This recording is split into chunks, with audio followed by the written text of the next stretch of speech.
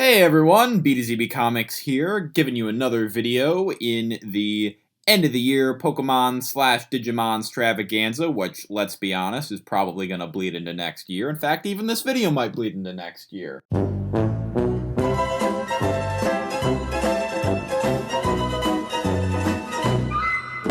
If you missed the previous videos in the series, I put them as a link in the doobly-doo, as well as little iCards, so go check those out. But this time, we are talking about the Digimon side of things, and not just any Digimon, but the main mascot of the series, Agumon. Now, I did talk about Agumon briefly in my Predictions vs. Desires video, and I talked about him more in depth in an old video I did, counting down the top 10 third-party characters that I wanted in Smash Bros. For the Wii U. And back then, I put Agumon at number 7, because I thought everyone thought of him as an anime character, and people wouldn't be receptive to the idea, so I was like, oh, put him low on the list, because, you know, I don't want to communicate how I really feel about him. But now, times have really changed. There's an Agumon for Smash Twitter account with over 1,000 followers. There is a Agumon in Smash Bros. MOVESET video that has like 31,000 views. I regularly see Agumon placed towards the top on like fan popularity polls for people they want to see in Smash. So yeah, people seem to really like now understand that yes, while Agumon might be someone that people were introduced to via anime, that he is a video game character first and foremost, and he did premiere in a virtual pet series, and that really excites me. And so I'm hoping the reception to this video is good as well. Now, I will say that there are a lot of potential different ways that an Agumon moveset could work, and my moveset is not going to be exactly like other people's movesets. There are certain things about the Agumon character that I left out that a lot of people have put in their movesets. There are a lot of things that people haven't really thought about that I put in. I do take a lot of inspiration from the anime because I'm not that well versed in Digimon games. The first Digimon game that I've played for like hours and hours is Cyber Sleuth, and I picked that up on my Switch just a couple months ago. So, you know, keep all that in mind. I will be doing a part 2 talking about cut concepts for the character, as well as other potential Digimon content that could be in the game, though. So, ding that bell, subscribe, whatever. Just be on the lookout for part 2 if your favorite thing about Agumon is not specifically mentioned in this moveset. Anyway, with all that out of the way, let's see what our little rookie-level Rumbler can do. For Agumon's entrance animation, he hops onto the stage as Koromon and then digivolves straight to Agumon. Covering the special moves next, like with Deoxys, I'm going to start with Agumon's down special, as, again, his moveset is kind of based around this. This move is called Digivice Power, and really it's 3 moves in 1. So, at the start of the match, all that this move does is have Agumon pull out a Digivice that shoots out a small beam of light that does minimal damage. Not really anything too special. But, over the course of the match, depending on your damage input or output, Agumon can start glowing. If Agumon takes a lot of damage, he will start glowing red. If you hit down B while he's glowing this color, it will activate Burst Mode from the Digimon Savers or Data Squad anime. This gives Agumon a red aura around him, which greatly increases both his attack power and his attack range. But this mode does not last very long. It's a good comeback tool. If you've been taking a lot of hits and you activate Burst Mode, then you could potentially turn the match around with some really powerful attacks, but it would only be 1 or 2 attacks. You wouldn't get much more of an opportunity than that. However, if Agumon dishes out a lot of damage, he'll start glowing a light blue. And this means that Agumon will be able to activate Digivolution with its down special. This will cause Agumon to Digivolve into Greymon, a bigger and more powerful version of Agumon with a couple moveset tweaks here and there. Now, Greymon is nowhere near as powerful as Agumon Burst Mode, but it does last until Greymon is KO'd, so this is a much more permanent upgrade. Now, you're probably wondering, how does this work when you're playing as Greymon? What is the down special then? And to answer that, by default it's still the same Digivice light shooty thing that Agumon does, and Greymon does not have a Digivolve form. I mean, it does, Metal Greymon exists, but I didn't add it to the Smash moveset because I didn't really see the point. I didn't see much more that Metal Greymon could add.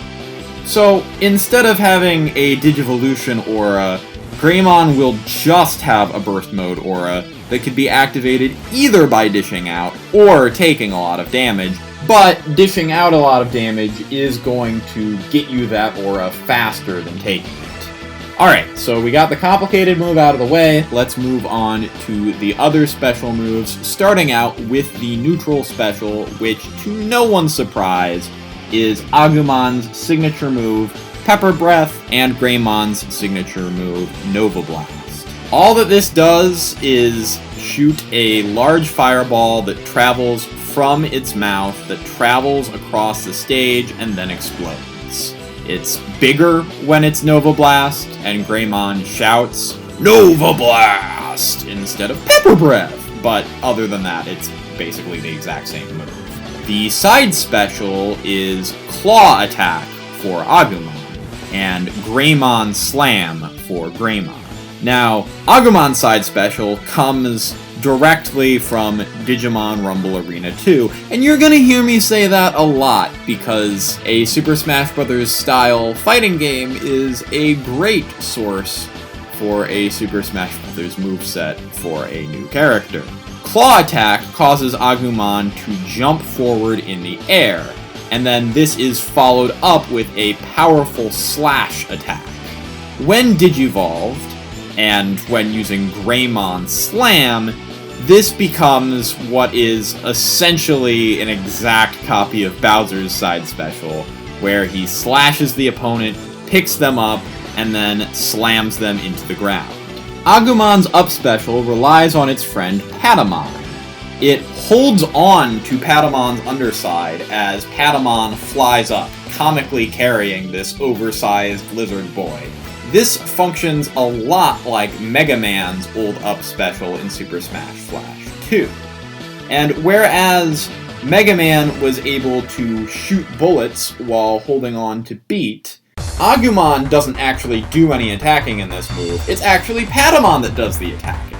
While flying upward, Patamon can shoot off a single boom bubble, which does powerful damage, but after firing off that boom bubble, Patamon's not going to be able to fly anymore, and Agumon just goes into freefall. And for as hilarious as it would be to see Patamon try and lift up the enormous Greymon, for the up special when Digivolved, Patamon gets replaced by Birdramon.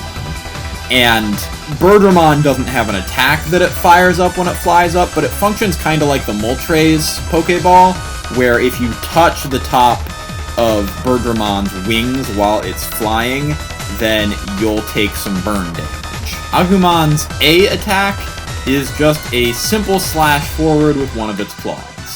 Its AAA combo is a slash/chomp combo, which we see it do in Rumble Arena 2. The side A is a light tail whip, resembling Greymon's down A from Rumble Arena. For the side smash, Agumon brings his arms behind his back and performs a headbutt. He raises his head up right after, leading to a more powerful extra hit that sweet spots on the horn as Greymon. The up A slashes in the air with one claw and then moves his head upward. There's a hitbox on both, but it's easier to hit with the claw. The up smash is actually Agumon's up special in Rumble Arena 2. He jumps into the air performing the claw uppercut, which ignites his fist on fire as he punches.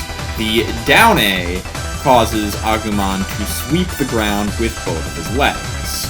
The down smash charges up Agumon's tail. First it hits in front of him, then behind him, and it's an exact copy of Yoshi's down smash. The running attack is a running headbutt resembling Greymon's down special in Rumble Arena 2. As Greymon, this has a sweet spot on the horn. Agumon's neutral air spins around in this stock image pose that was used in a lot of early Digimon promo art, and it damages opponents while hitting it with their claws. Agumon's forward air falls diagonally with a white aura around him, resembling the kids falling from the sky in the opening of Digimon Adventure. Agumon's up air kicks up with both feet, resembling Guilmon's up special in Rumble Arena 2. The down air slams straight down with both legs, and this creates a small shockwave after it hits the stage, and then it bounces upwards like Greninja's Dare if it hits the opponent. This doesn't bounce if you're using Greymon, but it is more powerful, and the shockwave will be bigger. For Agumon's grab, it lunges at the foes with its claws. He can either keep them there for pummeling, which he does by gnawing on his opponent, or use forward throw to lift them over his shoulder like Donkey Kong. This makes his forward and back throws just straightforward throws with no extra flair, like in Rumble Arena 2. Now, if you think that's boring, don't worry, the up throw and down throw are more interesting, but as he's hoisting someone over his shoulder like Donkey Kong, he can also do the classic donkey side, where he keeps them on his shoulder and just jumps off the stage, killing both him and whoever he has a hold of. Agumon's up throw has him hoist the opponent up into the air and then shoot a pepper breath straight up so that it carries the opponent even further. Agumon's down throw has him get on top of the opponent and perform a series of rapid downward kicks where he digs his foot claws into the foes. Agumon's side taunt has him hold out a Digivice to show it off. And this cycles through every anime series Digivice, starting with the design from Adventure and ending with the Apply Drive from Apply Monsters. This taunt also changes which Digivice is used for Agumon's down special, although this is merely an aesthetic change and won't affect how much damage it does. For Agumon's up taunt, he does this little dance from the Princess Karaoke episode of Digimon Adventure, while humming either the Japanese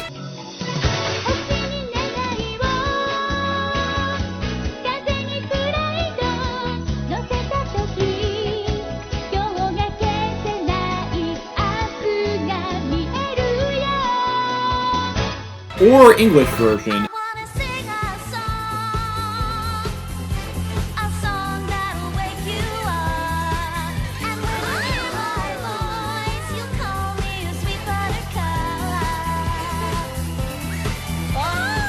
Of Mimi's song. And then his down taunt, he turns around and turns back with his mouth out and makes a goofy roar, which references his victory pose from Rumble Arena 2. For a little bit of miscellaneous stuff, his sleeping animation comes from episode 20 of Digimon Adventure, and his losing animation is this little clip of him panting from episode 49 of Digimon Adventure. And with all that out of the way, let's move on to Agumon's final smash, which is Warp Digivolution. Agumon Warp Digivolves into War Greymon, who performs his Terra Force attack. He'll fly up into the air and throw a giant ball of pure energy down onto opponents. For Agumon's victory poses, the first pose is swallowing a giant fish and then collapsing onto his back, which we see him do in episode 42 of Digimon Adventure. The second victory pose, he wipes his feet, puts his hand on his hips, and looks up into the sky, saying, "I won!" which resembles Greymon's victory pose from Rumble Arena 2. And his third victory pose, he gets hugged by Tai, who says, "Alright, Agumon, we did it!" And for all of these victory animations, it's the exact same animations when you use Greymon. It's just, altered to use Greymon instead of Agumon. That is, with the exception of the first victory animation, which is meant to show Agumon's immense appetite despite his size, and the joke doesn't really land as well when you're using Greymon. This new victory animation shows Greymon grabbing a Shellmon and tossing it high up into the air, launching it, and leaving a twinkle effect a la Team Rocket, just watching as it flies away, referencing his first battle as Greymon in Digimon Adventure Episode 2.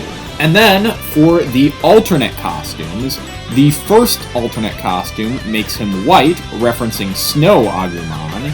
The second costume makes him black, referencing Black Agumon. The third costume is indigo with purple claws and red eyes, referencing Fake Agumon Expert.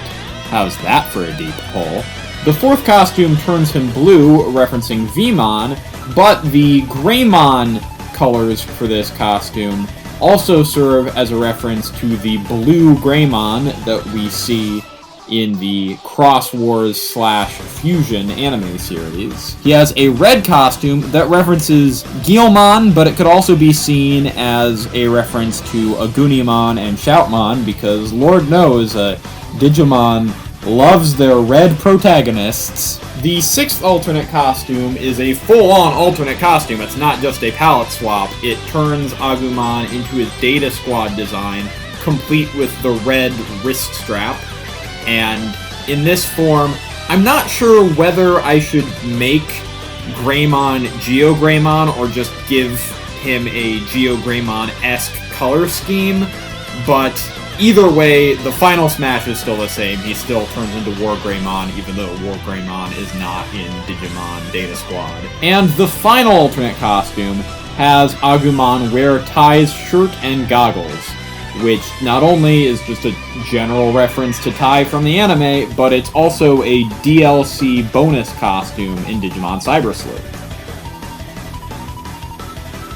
And while usually I would save this for part 2, where I go over cut concepts for the character, as well as an Echo Fighter and a stage for the character, there's a lot of ground to cover in part 2. I imagine it's going to go long, so I figure I'll just cover Agumon's classic mode route here.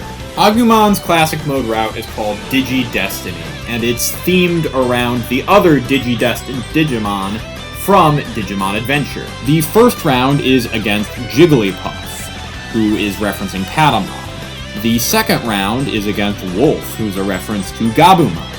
The third round is against Falco in his purple costume, referencing Biyomon. The fourth round is against Ivysaur, referencing Palmon. And the fifth round is against Incineroar in his white costume, referencing Gatomon. Then, after the bonus round, the boss fight is against Dracula, referencing Myotismon, who served as a primary antagonist for a good part of the Adventure series. And that is it for Agumon in this video. Like I said, there is going to be a part 2, where I talk about some cut ideas for this moveset, as well as a concept for an Echo Fighter, and a few ideas for stages and items and all that fun stuff. If you have any ideas of your own for Agumon's moveset, or like different items and stages that could be used for this character, feel free to leave them in the comments. And who knows, maybe I'll feature them in part 2. But in the meantime, this is BTZB Comics signing out.